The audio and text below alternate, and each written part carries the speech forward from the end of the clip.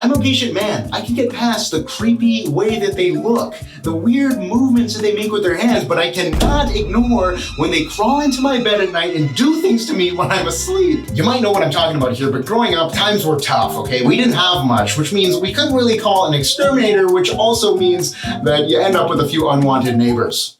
And no, I'm not talking about gentrification. Oh, come on, you know we were all thinking that. We had raccoons, possums, baby raccoons. Yeah, that was about it. I'll never forget this one night where they came into my bedroom through the vent, and I'm fully asleep, right? I just feel this teddy bear curled up next to me, and I don't sleep with the teddy bear, all right? I think I was trying to be like that lady who has the pet possum. Monkey, gather leaves and twigs for your home. No, I ain't trying to adopt no possums. I'm trying to shoot them in the head. They're starting to slap it for real. I was like, it falls down. It scurries away into this little hole, and I'm like, come back, come back. I'm coming into the vent, I'm putting my hand down, and you know what it has the nerve to do after all that? I'm like, get back here. It goes, and I'm like, adding insult to injury. You think these animals are dumb? They came back, they remembered, they kept biting me just for the fun of it this time. They're like, oh, we wanted to sleep with this brother, now we trying to bite him. So they for us came back and bite me, and all that money that we wanted to spend on exterminators, we had to spend on rabies shots, okay? This is no joke. Well, it is, but... And these brothers was into some gang stuff too. They came up all on me at once one time. I was like,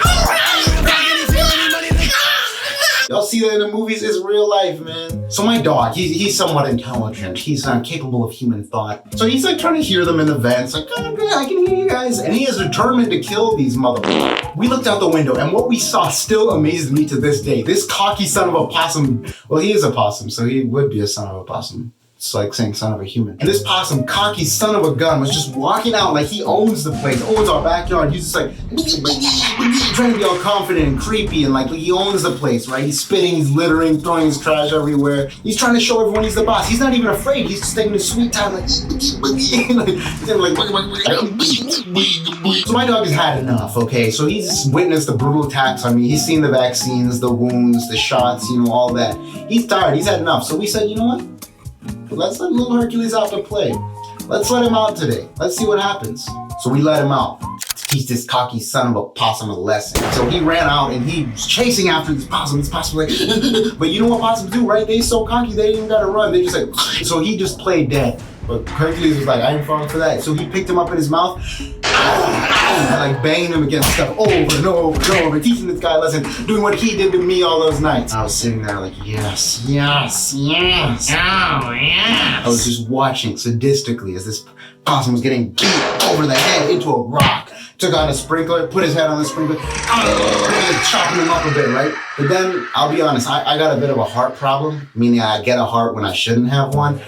So I was like, man, I feel for this dude. I mean, he's just out here trying to raise a family. I felt bad. My family felt bad. So we're like, you know what? Call the dog in. I think he's got enough of the beating. He got the message, right? You just got to send a message. My sister, she actually went out and investigated. And his body was right there all mutilated and crap, you know? So our dog comes in. We're like, hope you don't have rabies, man, because we're all out of rabies budget in this house. And we're just sad that this gang violence has had to break out like this.